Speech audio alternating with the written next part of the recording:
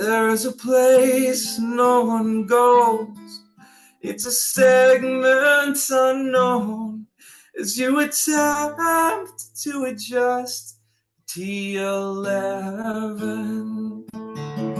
It's a change of a curve, but the skill can be learned. I believe you can adjust T11. Something like that. Great. That's great.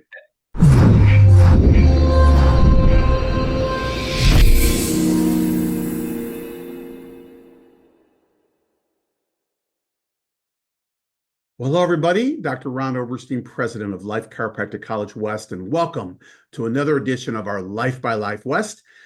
Today with my co-host, my bride and my everything, Dr. Mary Oberstein. Hey, Mary.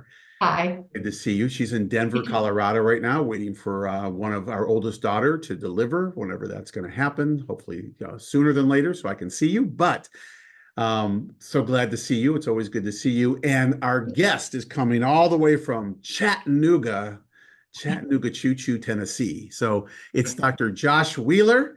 Welcome, Dr. Josh, to Life by Life West. Hey guys, thanks for having me. I'm surprised you knew the Choo Choo reference. That's pretty good, man. Hey, listen, I also know a gal in Kalamazoo, Zoo, right? You know that old song, but I don't know. No, you beat me. Now you're ahead of me, man. That's pretty good. I gotta look that seriously? one up. Well, that's going back to the 50s, but I'll sing it to you one day when we're not online in front of a major audience. But I tell you what, Josh, it's great to see you. We saw you at the Wave just recently, a couple months ago, whatever, and you gave a great talk. You were one of the, I thought you did a phenomenal job, and the ratings all came back in our surveys. I don't know if they ever told you or not, but you were just way up there. You played music at the Wave, and our audience will find out about your music and stuff like that. Actually, your lecture was also done in song partly, and it was just ingenious. Yeah. It was great. Everyone was on the edge of their seat.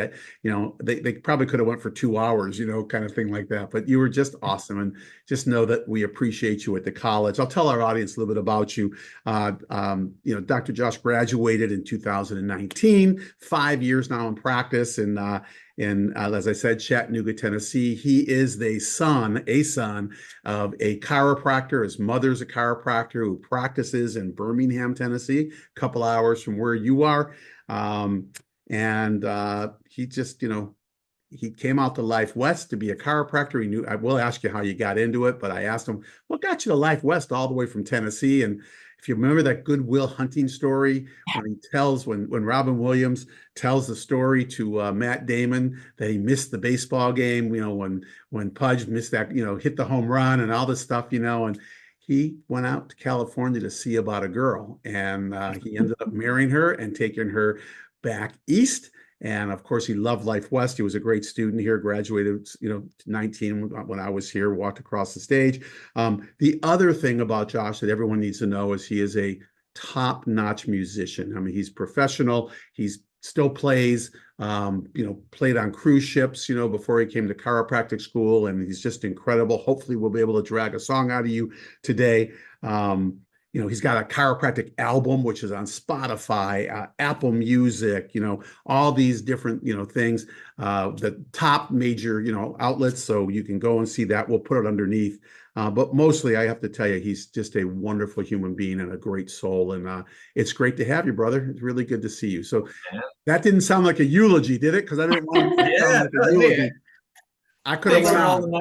Feedback, man. It's good. That's awesome. Keep going, right? Yeah. Hey, let's keep the whole hour of that. I'm fine with that. I'll write a song on that. I love it. I appreciate you guys. I was going to say that was a pretty long intro. Well, a lot to say about him. What can I say? Okay. Well, listen. Start it off, girl. Yeah, I was going to say, let's just jump right in.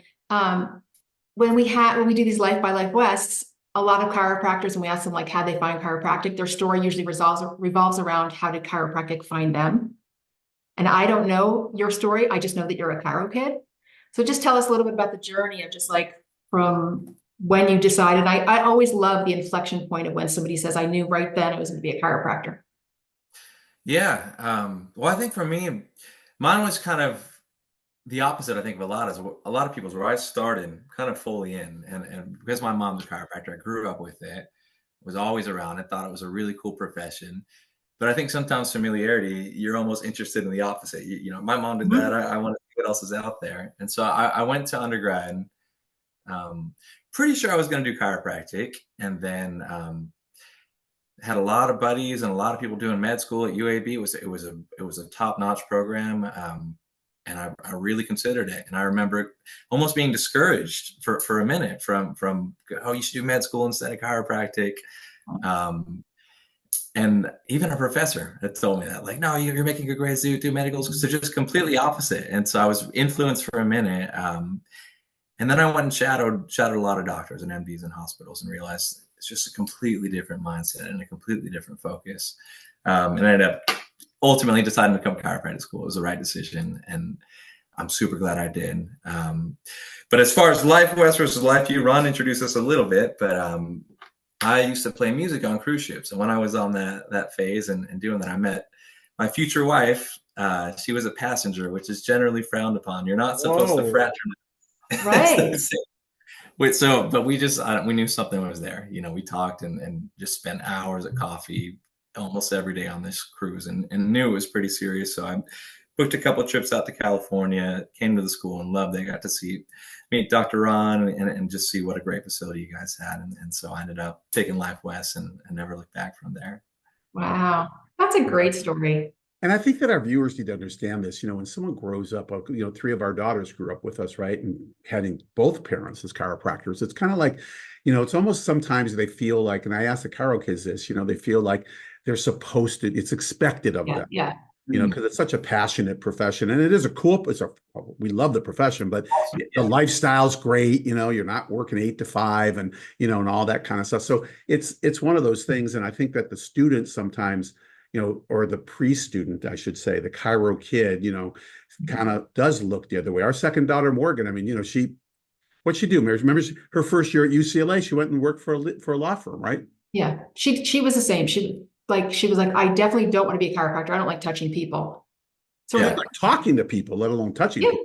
So she wasn't into people's stuff, She's the kind of kid like, tell me what it is. Let's get to the point, boom, and move forward. But you know what happened, Josh? She worked for chiropractic. She worked for a lawyer. They were doing a case with Mark Wahlberg. This was in Beverly Hills. The guy who wrote Entourage used to be Wahlberg's Entourage, and he told Wahlberg the story. Supposedly this is a story, and then Wahlberg ended up doing it, and so he wanted to sue for it. And it doesn't matter because Mark Wahlberg is such a cool guy, and she called me afterwards after her internship after a quarter and said, I'm not going to be a lawyer. And I said, well, why? She goes, well, they're just not out to change the world. Well, you could be an environmental lawyer. You could be all kinds of stuff, that kind of thing. And she was like, nah. And she just ended up going, just like you, right? Medical school, friends, all this stuff. But then finally it's like, boom, here's what. The interesting thing is too, now I keep in touch with a lot of those buddies that did do medical school, and a lot of them, some of them love what they do, but some are burnt out. Some have issues with the system. There's a lot of things that I wouldn't say regret, but a lot of hurdles they had to get over that were kind of unexpected. In fact, one of those guys ended up becoming a functional medicine doctor after he graduated medical school, which is really interesting. Ended up essentially doing what a chiropractor would do. So it just, a lot of them, I think, felt some not regret, but just it ended up not being all they thought it was. Yeah. I saw a study recently that said it was a study that I can't remember the journal that did it, but they said that over about just under 50% of medical doctors, while they're in school, are choosing right now, like your generation, are saying they don't want to go into private practice. They don't want to practice, and nurses was like 40%. And when they asked them why, it was the system. They don't want to work in a system where they can't do what they're trained to do, right? And so it's interesting. It's interesting. But so when you hit that inflection point, came out west, I mean, obviously, it was your wife, at that time, your girlfriend, that was probably a bigger influence than Life West. It was just that Life West didn't drive you away, right? No, but all those things happen for a reason, right? All those things are meant to be. And I don't think I would have, because we were only dating maybe 6 months at that point. And so I don't think it helped to have such a quality spot to, because I was going to do chiropractic college regardless, but Yeah. it helped to have such a quality place to end up. I mean, that was the icing on the cake. Yeah. How many years have you been married? We've been married. Well, last Saturday was 5 years. Oh, good. Congrats. Wow, that's Congrats. great. And I swear it's the Good Will Hunting story, right? It really is. Went to see about a girl, Yeah. and I love And it. I grew up. I'm a Red Sox fan too, so that Oh, there you all go, comes. man. There you go. Well, I Okay. remember that game and whatever it was 87 or whatever it was. And but Yeah. it's so cool. That's so cool. Well, I listen, I want to talk about your music because you know what, and I want to just tell the audience, and I apologize if it was embarrassing at some point. I used to pick on you in school. When I say pick on you, it wasn't negative. I used to always ask you to play or do something, That was kind of thing.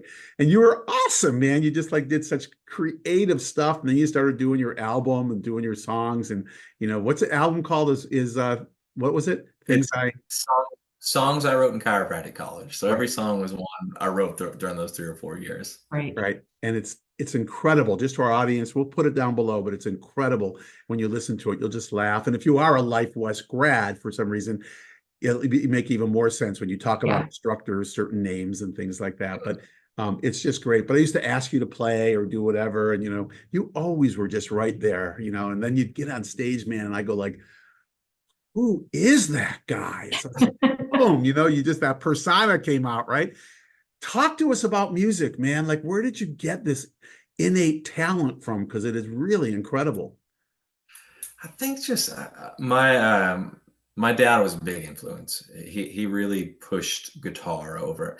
I think he noticed I was playing a lot of Call of Duty and Guitar Hero in the basement. He was like, "Dude, you got to do something else with your time." And Wow. he ended up really, he's just like, "I'm going to buy you a guitar today if you stop doing all that and stuff." And so yeah, we went to the store and bought a guitar, and I just luckily stuck with it. Just found a real passion, and then I think uh, I taught myself, and I was learning a lot of chords for old classic rock songs, and that kept it a lot of fun for me because I was picking the stuff I wanted to learn.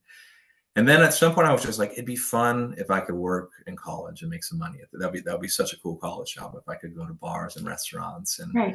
and that sort of thing. And so then I sat down one summer over like a week and just learned like 200 or 300 songs. I just printed them out, put them in a binder, and just learned one after another. And then went to a Mexican restaurant and played, and it was probably terrible. I've seen the old videos, and I was not up to par, but I think it's like anything. You push yourself to do something enough, just like chiropractic, you get better and better. Right. Like when I first got out of school, I felt the same way. I was thrown in the fire, and you got so much to learn, and you're not quite competent. You're good, and you've spent 8 years studying, but there's still so much to learn. That's how that first gig was. I got out there and did it, but I only got better with time. But So just no practice, man. lessons. No lessons. I did a couple, maybe a month or two's worth once or twice, but I think for what I did for work wise, at least, it was playing and singing. So a lot of that I was able to learn through chord charts and just practice. Yeah, yeah. That isn't when our Amazing. audience hears you play, which hopefully you'll play a little bit for us today, but when they hear it, it's like that's just crazy, because Yeah. obviously innately it was just in you because it's kind of like, yeah, I never really played formal basketball, but now you're playing in the NBA kind of thing. It's like, Yeah, what? Like where'd you get that talent from? I think it's that combined with just passion for something. Like when you really like something that you're working hard at, it's that you find that ultimate balance, Yeah, where you're driven to do this thing you enjoy. yeah. Oh, wait, I have a question for you. What are you more passionate about, chiropractic or music? You know, these days it's really shifted. I did music for so long, and I love both, and finding a way to combine them was so unique and interesting. But I've really found some new waves and new just interest in clinic I'm spending a lot more time there these days. I'm cutting back on gigs, so that's kind of shifted the last couple months. And my mentor, the doctor I work for, has really kind of said, you can be good at a lot of things, but you should focus, especially if you want to own a business one day and do that, you really need to put everything into that when you first get started. So I've kind of had that mindset lately of just putting 100% into something, at least for a while, at least till I get the ball rolling. Yeah. Well, good at a lot of things or great at a few things, right? That kind of, Yeah. And it really is. It's just the time that you put in. But when you talk about like music and chiropractic, I mean, obviously there is a similarity because music, and I think our audience can understand this. They hear a song from the past and it totally just kind of just shifts their inside, right? I Mhm. should say me. I'll just speak for myself. If I hear a song from, that I grew up with and it takes me right back there and I get that same feeling. And it's a very I don't know, this kinesthetic thing that happens, and it just feels like there's a neuroplasticity that just boom, it just takes me. Mary, you know what I'm talking about? It just Yeah, kind of yeah, boom, yeah. and it's so huge because it's the same thing in, I mean, you're the singing chiropractor, right? But it's the same thing in, in music, in chiropractic, right? We adjust somebody, they get off the table and, they're just reconnected. Something has changed within them, right? Whether they feel it right then or they feel on the ride home or they just kind of get used to that. It's just so cool that they really meld so beautifully together. And I'm going to put a plug line out for you, dude, because I'm going to tell anyone here who's on a state association to get a Mm. hold of you and have you come out and do some license renewal for them, I because love that. yeah, I mean, I'm Uh, just telling you because it was the most informative. People, true married people were singing in the audience, Oh, the yeah. chorus, they're learning, about all kinds of stuff while they're doing it. It's like, it's just so unique. It's such a cool way to get to the brain, right? Because yeah. I don't know, very few people don't like music, whether it's row your boat or, Inagata Davida, and everything in between, Well, So Josh, at the Wave, and each year at the Wave, it gets better and better. Like when you come on stage, I'm always nudging people. I'm like, watch this, watch this. Have you seen him before? But you must feel it. Like when you must hear and feel the audience, correct? Yeah, yeah. I think that first performance is always like, all right, I want to make sure I nail this, and then Right. it's always from there on out. The whole weekend's a blast because everybody's engages and they're into it. And I think you're right. Like the wave is so informative, and we're in that learning mode that it's a little break to kind of relax. Still be informative, but kind of have that set break and do something kind of fun and Yeah. different. But no, And it's like, I had a blast last and as year. much as people are clapping along and they love the music, there's a lot of laughing because it's funny hearing you Yeah, especially talk about like Life West instructors or nephrology, and it's like everyone laughs about it. Like my daughter was yeah. next to me, like laughing hard. I know, and I can hear that definitely when I'm playing it, and Yeah. it's like, yes, the joke landed. These people get these cheesy chemistry jokes, which Yeah.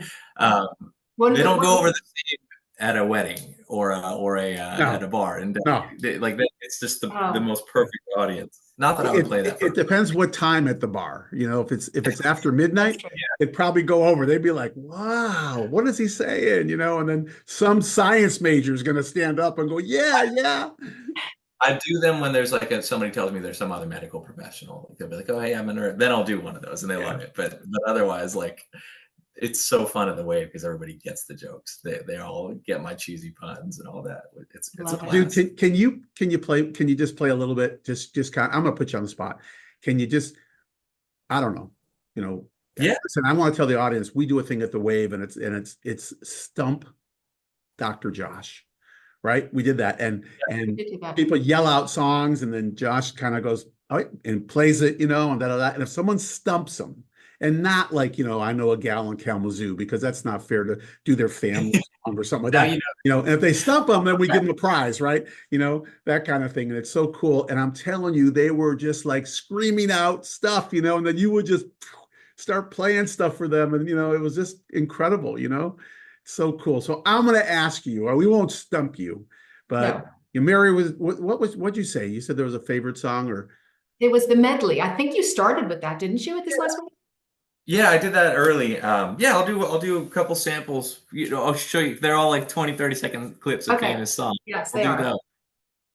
that. Um, Thank you for doing this too. I want our audience to just kind of, and of course, listen, this isn't a sound studio and all that kind of stuff, but man, I'm no, it's telling all you, your music comes alive.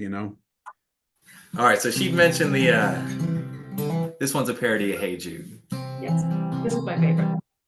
See to don't feel so bad. You know the Atlas is so much better. You may be second, but you're number one in my heart. Now you can start to take off the pressure. I love it. I love it.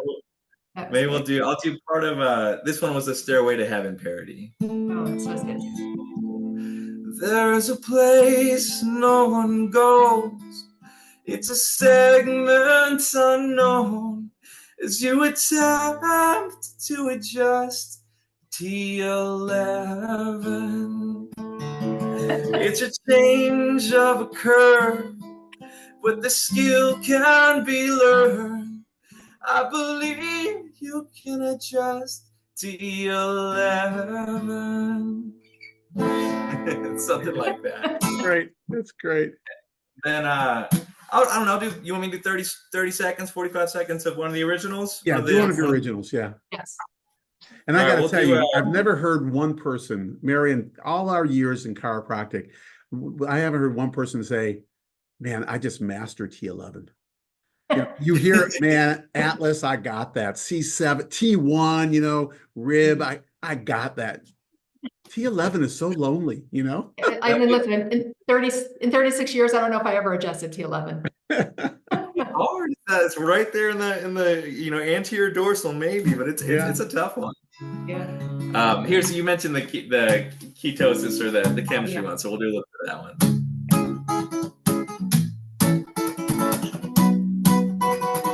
1, 2, 3, baby, listen to me. There's a hottie with the body in the passenger seat, and who's driving? The liver's in control, breaking down the fatty acids into ketones. Cut the carbs, I got a better energy hack. Gotta stop the Krebs cycle in its tracks. No, I'm not calling you fat, I just care about the health of the urinary tract. Wanna get with me? Let me take a look at your nephrology, cause girl, I gotta see, can your body handle all these bodies like me? But there's a risk, everybody listen to this, cause I'm not gonna lose another homie to this. If you got diabetes, your kidney function is low, do not increase your filtration load. Oh, bodies, but bodies, but bodies, bodies, but bodies, but bodies, bodies, but bodies, but bodies. That's great, man. It's so great. That one's on the album. I love it. That one is great. I love it.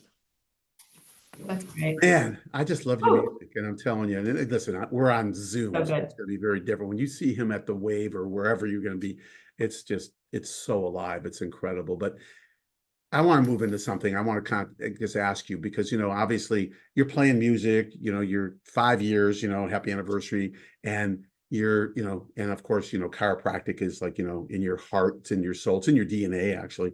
How do you keep, stay brilliant in practice? Like how do you kind of keep that momentum going? You've got all these things in the fire, and that's one thing about balance, but what do you do? Because you're so successful in all the things that you do. I think it's just constantly making sure you put effort into learning and picking up something new. Because when you first get out and when you're in school, that never stops. You're always learning something new, and somebody's doing it for you. And maybe that's the big difference is you have to kind of pick up your own reins and make yourself sit down and study something, once a week or once a month, just to put something else into practice that you haven't rolled out before. Maybe it's a new adjustment method. Maybe it's new nutritional advice, but putting focus into something that you don't know how to do. Yeah. And I think when I first got out, that was constant. The Dr. Lester, who I work for, the mentor, he every day he'd take me and he'd just drill me with new information, and it was endless. And then 2 or 3 years out, you kind of absorb a lot of that. And it's not that there's not more to learn or that he can teach, but you're competent and you know what you're doing. And I think once you hit that place where you ever tell yourself you're competent, you tell yourself you're not, so you can keep growing and challenging yourself. Yeah. Would you say you're at 5 years now, would you say you've ever hit a plateau, or do you feel like have you had moments of like smooth sailing where you've just kind of said, I'm just going to do what I've learned now? Or do you feel like you're always like pushing? I think, especially when you asked me about music earlier and trying to find that balance. Yeah. Definitely earlier this year, I felt like I was pushing maybe more towards music and doing a lot. I was doing 8-9 gigs a month, and maybe just burning the candle at both ends and getting tired. And it wasn't that I was ever not focused on patients, but I think sometimes the excitement was about a gig that night instead of about the clinic, and so really try when I found that when I push myself to learn new things, then that fire's there again. Yeah. When I've got something new that I get to introduce into practice or talk about in practice, then it's a blast again. Not that it's an awesome job regardless, but Yeah. that makes it that fire you have when you're a student, that it comes back again. But the challenge, to challenge oneself, right? Mm-hmm. To learn something new, because a lot of times it's scary to think like, oh man, I got, and like, I love what you said, because if we're not challenging ourselves, we're not growing, and that growth comes from the challenge. It comes from sometimes it can be uncomfortable. Sometimes, when you stretch it, you can get sore, but the stretching is going to, get you further along. Right. And I Right. love that attitude. But it sounds like you did that with your music too, right? Self-taught, pushed yourself, that kind of thing. And but it's so cool that you're doing that in practice and changing the lives of people, right? That's such a great thing. Unbelievable. Yeah. Well, Well, and thanks, also, man. like you said, keeping the motivation too, Yeah.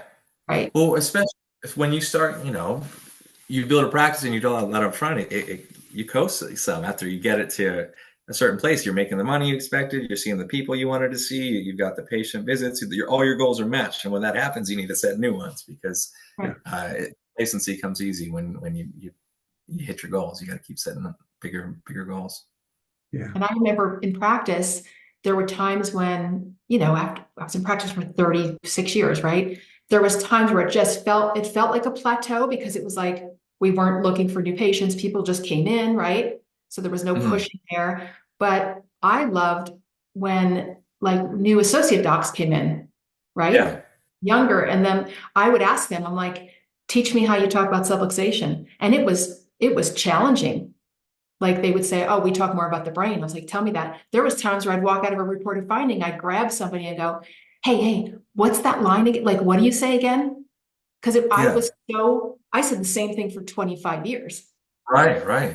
I had to rewire my brain. And so I was going to like the 28-year-olds going, how do I say that again? What did you say? What's that reference you made? It was Yeah. challenging for me, but I loved the challenge because everything else got pretty easy, So Well, especially if you're a solo doc, or if you're a doctor in your own clinic by yourself, you don't necessarily have that new I influence coming. You know. have patients, but that's a big deal to keep that relationship with people, with other doctors.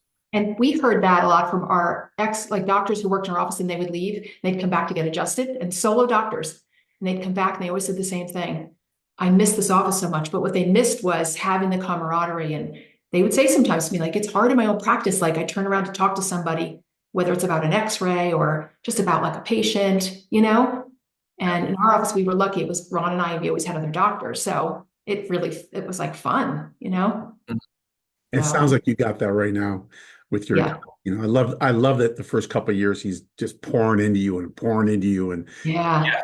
So you don't always get that. That's Yeah. luck. That's a lot of luck that you end up with in the right fit with somebody that's gonna really. There's no reason somebody has to do that. That's somebody could pay you, step out, go take vacations, but for somebody to put work and effort into you, no, it was a good fit. It was Yeah. just And it ended up. sounds like he really wanted to make sure the patients were taken care of and make sure that he invested in you, which is, incredible. I mean, it's just incredible.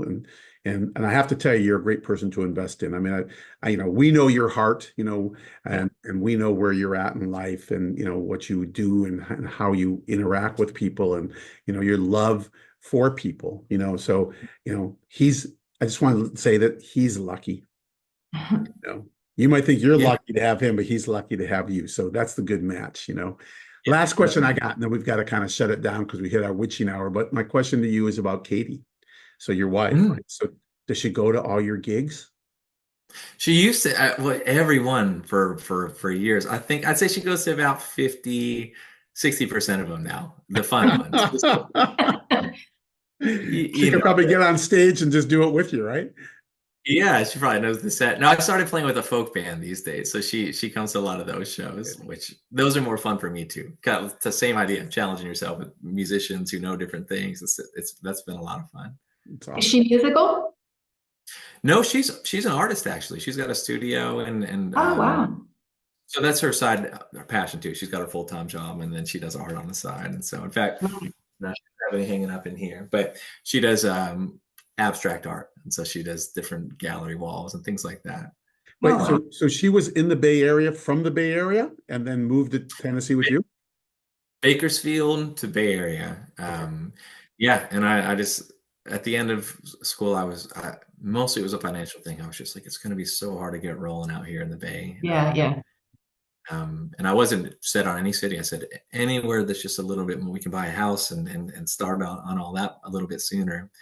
And we ended up in Chattanooga. My brother's been here for a while, and so he kind of introduced us to the city. And Okay.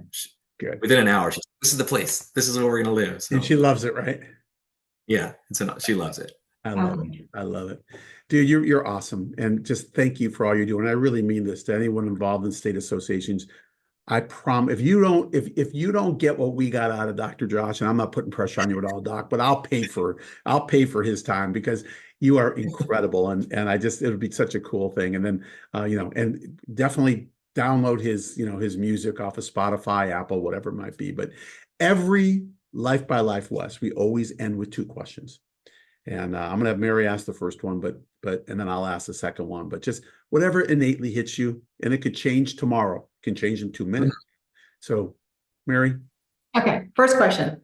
With all your vast knowledge and wisdom that you have today, if you could go back and talk to Josh Wheeler, first day of first quarter at Life West, what advice would you give him?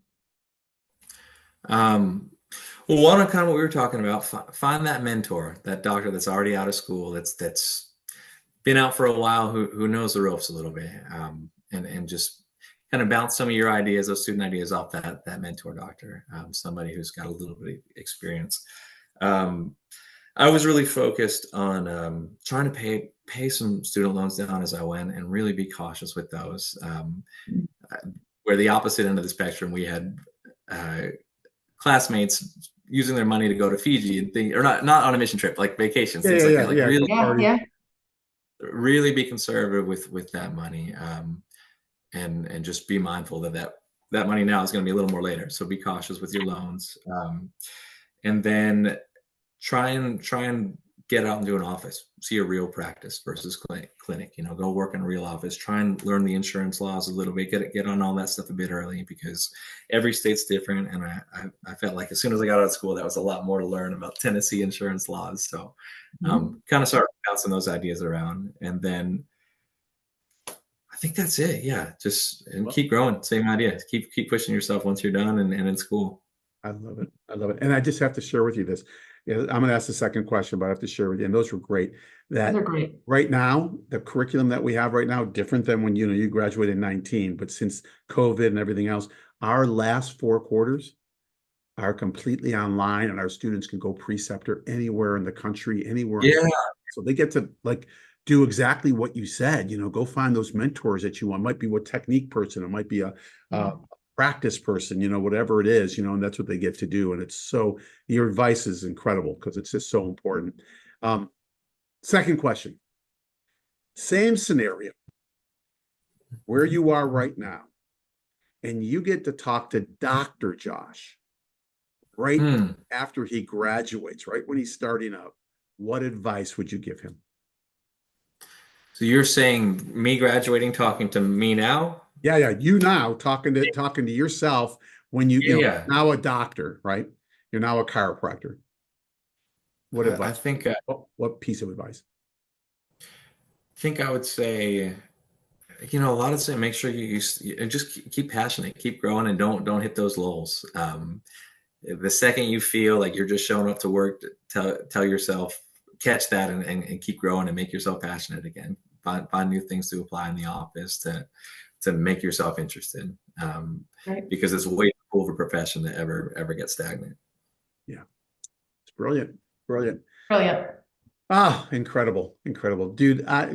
Mary, listen, you're talking to 2 of your biggest fans here. Like we sell your autograph. We got your CD right on our counter. I hope everyone knows what a CD is, but you had them. So So we have it. It's right on our counter, and it's just great. And so thank you, my man. Thank you for joining. Yeah, thanks, Josh. For being with us today. And I appreciate you guys. You always, everything you're doing for the profession, building up that school, building up everything outside of the school, and then also for keeping me in the loop and inviting me to these things. I've had a blast with all those seminars, doing the wave. It's been a blast for me too. So and you're booked already next year, baby. First week of August. Yeah, I'm on it. Oh, that's great. I'm excited. And to gotta come up with some new content. What's that? I got to come up with some new content, some new songs. Man, you have to like pump. You have to go for a weekend and pump out, 200 songs or whatever that number is. Luckily, you have enough time. Yep, stretch and grow. A Himalayan retreat. Like, what are you doing? I don't even take Katie. I'm just like, listen, I gotta focus. The waves coming up. I love it.